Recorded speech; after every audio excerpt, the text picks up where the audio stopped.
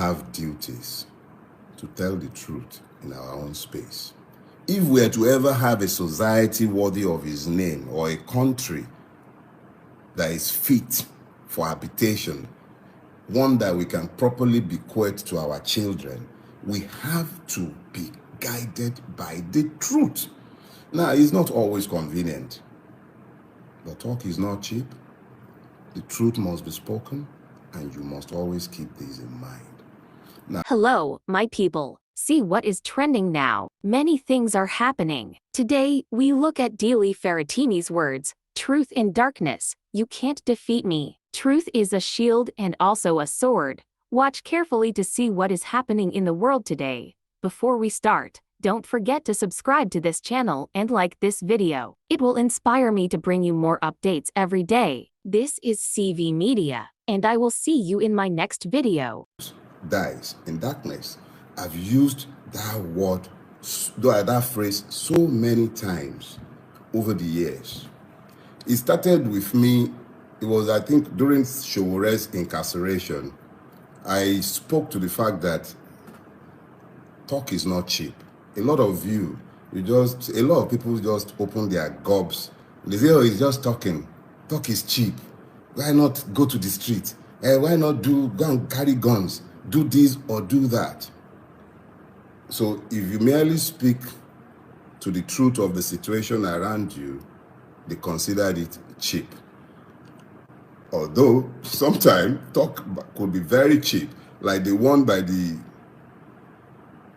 Alainironu brigades who have been answering Davido, saying that he shouldn't have spoken to the truth of our realities and should have sugarcoated it because it was on the international arena.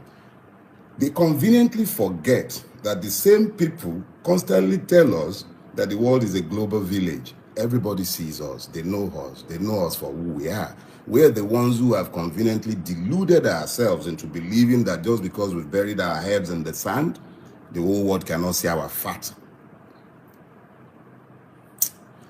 Our fat rump is out there for the whole world to see. They know us. They see us for who we are.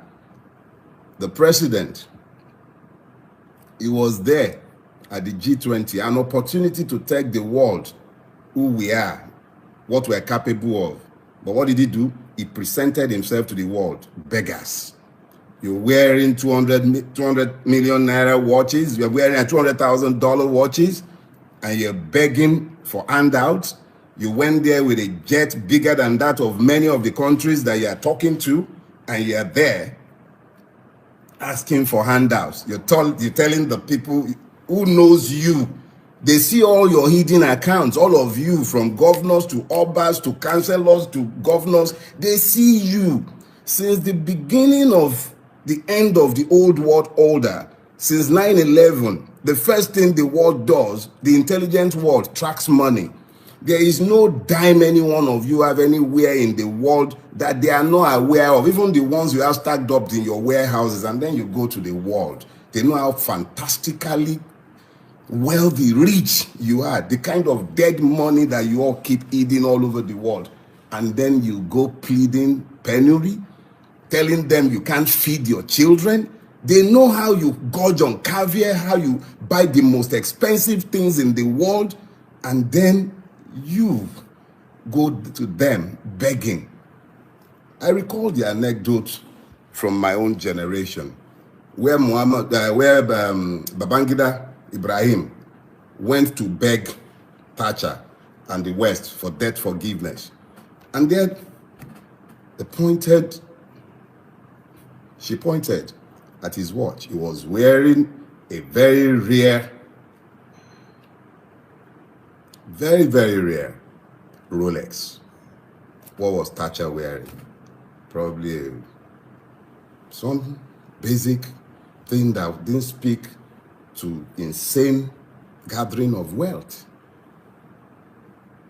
But we who went begging, I will not be derailed this morning. The point I'm making is the truth might be an offense, but it is not a sin. When you are told the objective truth of your reality, assess the truth you have been told. Embrace the reality of that truth, and then work to change it if you don't like it. Now, what is the truth? You see, the amazing thing about the truth is that the era of the truth knows that it is the truth, even when it is revelatory truth.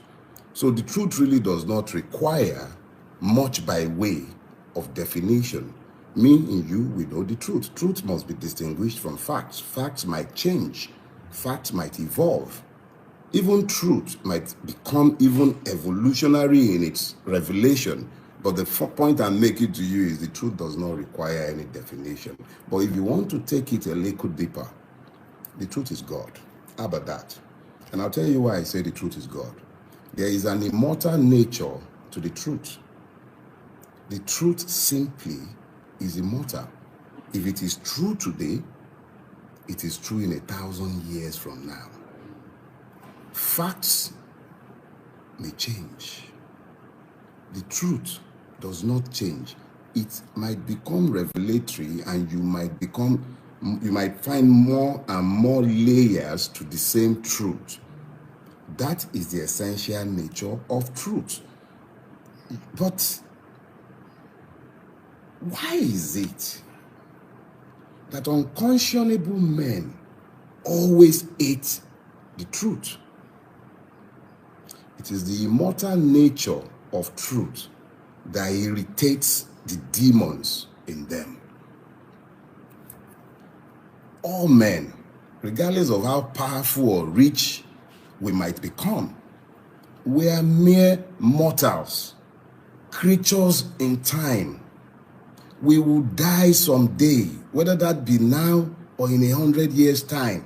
Each and every one of you alive and hearing me in this moment would all be dead in 100 years' time. That is just the reality of life. But the truth that I might speak today would live for an eternity, because it is simply the truth. It endures in the God Almighty, the ultimate author of the truth. So here is the thing with you demons who get irritated when I speak. I am not a saint. I am imperfect. I am completely given to my carnality like each and every one of you. But unfortunately for you, I have an incurable inability to see the truth that affects us as a people and find an inability to speak it. That's my offense. But the truth that I speak, they're not mine.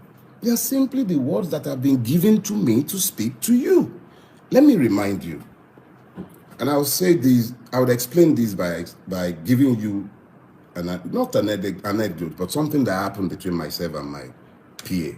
So I asked my PA, about I think a couple of years back, why do you struggle to repost my Facebook posts on the anniversary of those posts? And she went and said, hey, but you've repeated them for years. I said, no, there is a reason why I do this. And I would explain the reason to each and every one of you today. Sometime, when you live in an environment as evil as the one that we have created in Nigeria, you have a duty to establish the truth. In establishing the truth, you repeat it. You say it repeatedly. In the face of the opposition to that truth, you continue to speak it. Now, if I told you something 8 years ago when I became active on Facebook, if I told you with absolute clarity that this is what you are doing and this is what would happen, and these things are happening in my lifetime and you're here to see it, and I keep saying these things to you over and over, and you continue to refuse to listen, I have a duty to stand as a witness against each and every one of the reprobates in high offices, in low offices, myself and my friend included. I have a duty to speak that truth, or I become as convicted as you all are in the evil that has overtaken us. So if the truth I speak irritates the demon in you, die. Because I ain't gonna stop until I die. But you know what? Even long after I am dead, the truths I have spoken will live. Even when my bones have turned to dust, the truths I have been given to speak, they will live. So let me be clear about something. The truth does not die in darkness. The truth cannot be killed. Even when you kill the truth teller, let us be clear about something. You see, when you bury the truth, all that you will succeed in doing is to plant a seed. If you then make the error of offering martyrdom to the truth teller, what you guarantee is are your own hands, each and every one of you. When the time comes, we will speak to your evil. It's not time yet, but let me explain something to you about the nature of truth. The nature of truth is that you simply cannot kill it. I think it's the Washington Post, as its motto, democracy dies in darkness. If we were in a democracy, I'll be talking to you about democracy dying in darkness. But we're not in a democracy. We're not in a country ruled by law. We're not in a place where people understand the fact that if you do not build a rule-based society, no matter how much wealth you gather in vain. You gather in vain. The first condition of the human spirit is the demand for justice. Now, when we talk about justice, because what I'm currently going through, which I can tell you straight away, is coming from reactions to my latest book, which is centered on the judiciary. You see, the beautiful thing about the truth is this. It is sufficient, both as a sword and as a defense.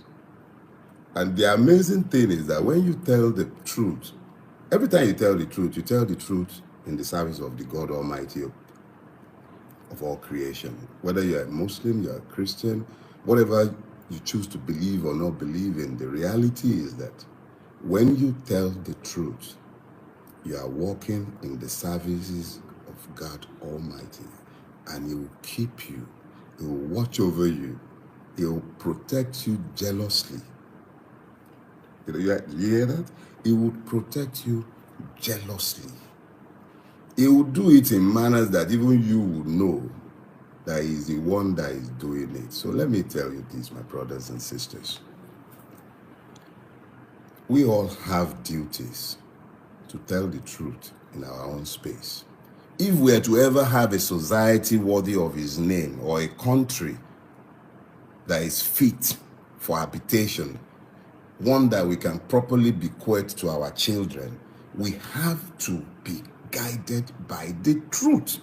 Now, it's not always convenient, but talk is not cheap. The truth must be spoken, and you must always keep this in mind. Now, when you speak the truth, a whole lot of people will not be happy with you. Some will be unhappy simply because, your truth collides with their illusions. Some will be unhappy because the truth you speak does not fit into the narratives that they prefer. Some will be unhappy because the truth you speak brings light into a dark place. Because as the Surat Al-Nur will tell you, when you have light, ignorance disappears.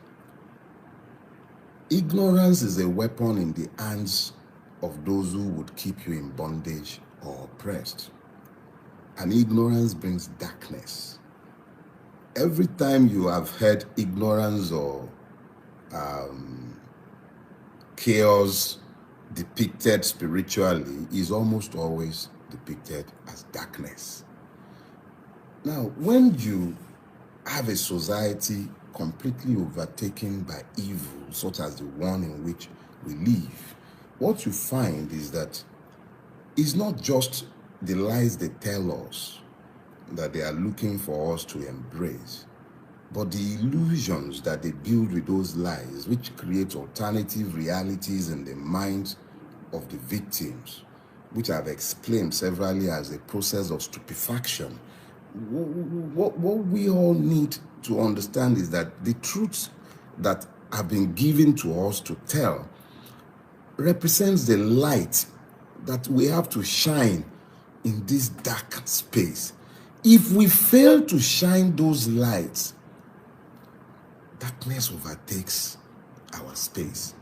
The preponderance of darkness in Nigeria is as a result of our collective inability to speak to the truth of what we see. It's not only about what Bulaba did, what a governor did. What about what you did? What about what the next man did? What about what you did that affected your neighbors? What about what the powerful man that you serve did and you helped him to do? The lies you helped him to tell, the lies you helped him to reinforce, the telling lies and you're helping them to repeat it, and then you're standing by it and you know these are lies. NSAS, for instance. NSAS. How many people spoke against their consciences? The last election, how many people spoke against their consciences? And you know the annoying thing? Because they were speaking against their consciences, the truth that some of us spoke, yeah, I said it. We spoke the truth. The truth that we spoke annoyed the demons in them. And because it annoyed the demons in them, they must silence me. What for? So let's be clear about something. I will not be silenced. In fact, you can't silence me anymore. See, that's the beautiful part of the day. You cannot silence me anymore. Everything I've had to say about Nigeria, when I was given the gift that God has blessed me with, the moment it was given to me to start writing, and I took on the idea that I must start writing books, a decision was taken, an instruction, I must say. There were 3 books connected to Nigeria that I had to write. Everyone in my space, my wife, my editors, my PA, my friends, every one of them will tell you I was given 3 books to write. The first should have been the imperative of the Nigerian Revolution. But I also understood that writing that book without context would make it almost impossible for you to understand the nature of the evil forest that we have built as a collective. Myself and all of us included. We built this. It's not just Tinubu, it's not just Babangida, it's not Obasanjo, it's all of us. We all made this mess, and it will take all of us to fix this mess. So I wrote, Do Not Die in Their War. Do Not Die in Their War is meant to introduce you to Nigeria, tell you the truth that you all know, but that you all lie to yourselves and pretend are not there. So I told the tales of the rot, the reality of what we have built. It's an easy read. And a year after its publication, I made it available for free to all of you, for free download. Do Not Die in Their War. Go to my website, delefarotimi.com. Download it for free. It's meant to help you begin to prepare for what was to come, and that was the imperative of the Nigerian Revolution. I made it clear to you in the imperative of the Nigerian Revolution that the only way we can get out of the mess we are in is if we acted as a collective, have common ground and common purpose, and then walk. Because you can't do this by carrying guns. You won't. The system is happy when you carry guns. Work together to become citizens. That is what I said in the imperative of the Nigerian Revolution. I further broke it down in that book. I said we will take the electoral part And when the system inevitably refuses to honor our rights as citizens, we should take to the streets. The reasons why that was impossible in 2023 is obvious to all of us. We could not act together as one. Simple. So, we're back where we are. The third in that trilogy is the one that is causing the katakata for some people. They want to bamba. No problem. They are not bambaing with Dele Farotimi. It's not me. If you're looking at me and you think I'm the one you are fighting, you don't colo. In fact, all your intelligence is stupidity of the highest order. You are not fighting Dele Farotimi. Who am I? Who am I? Just like my mentor, Chiba Adebanjo, once told Abacha, one bullet. You don't need more than that, but God will give you do. And you and I know. Even your marabouts don't tell you. Now I know they hear. You are not fighting Dele Farotimi. Are too small. Are too small. Are too small. Money I not get with any one of you. I barely survive. And I thank God for his grace. I'm just a contented man. I'm not a wealthy man. I am blessed. But not be me on a fight. You are fighting God. If you don't know it before, make I tell on her. God is tired of all of your madness. Do you hear that? You are not fighting me. I don't have a God complex. That's not what I'm telling you. If you are so stupid that you can't get it into your stupid heads, whether the ones with gray hairs or the ones that are bald-headed and stupid, you're not fighting me. It's not me. Who am I? Who you be? Where you go? Who I be? What time have you take fight you? The one that has been busy running kitty kata kata from a kitty up and down the place, you want to carry me to do what? You go chop me if you carry me. When you are done carrying me, what would you do? You eat me. But before you go even catch me, you say go try. Do you understand? When I am properly required by law, I shall be there. None of honor. Let me be clear. You've hounded some people and they've taken it to exile. I'm going nowhere. We'll stay here together. This is the land of my birth. I will run nowhere for any one of you. The truth is sufficient as a weapon and it is sufficient as a shield. That is God. So be clear, you're not fighting Dele Farotimi. The day I step out of line, I then employ lies in my advocacy, in my fight against your decadent system, then you have an edge. But I told you years ago, the truth is the only silver bullet by which the monster called Nigeria might be killed. Let me be clear. I will never employ lies against you.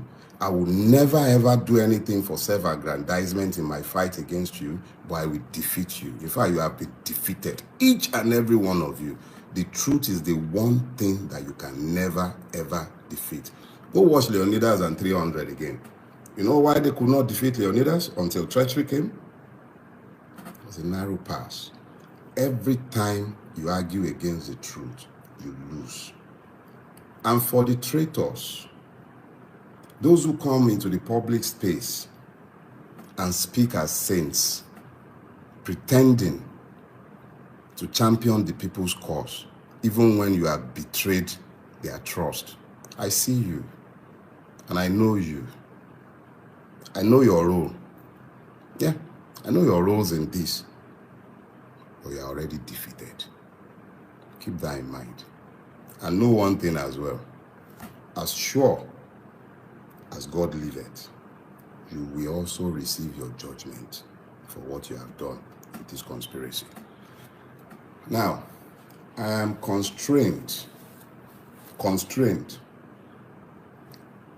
I will not speak to certain things today. I am constrained.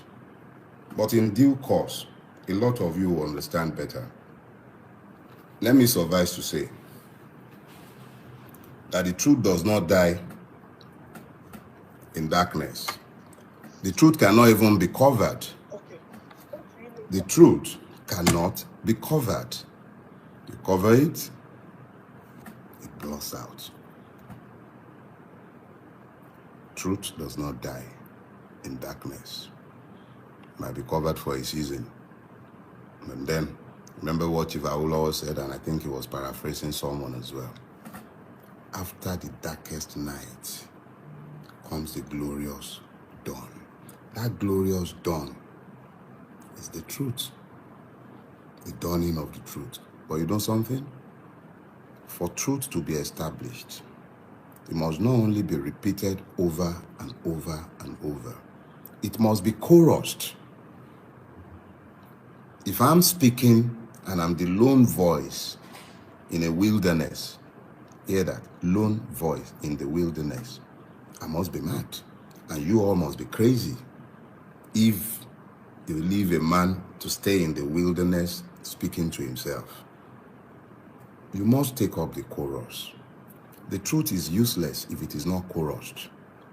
The truth is useless if I do not hear it echoed by those with whom I live in my age. If you are not echoing the truth, then it stands in testimony as witness against you. So I urge you, in your space, speak your truth. Because yes, your pastors and imams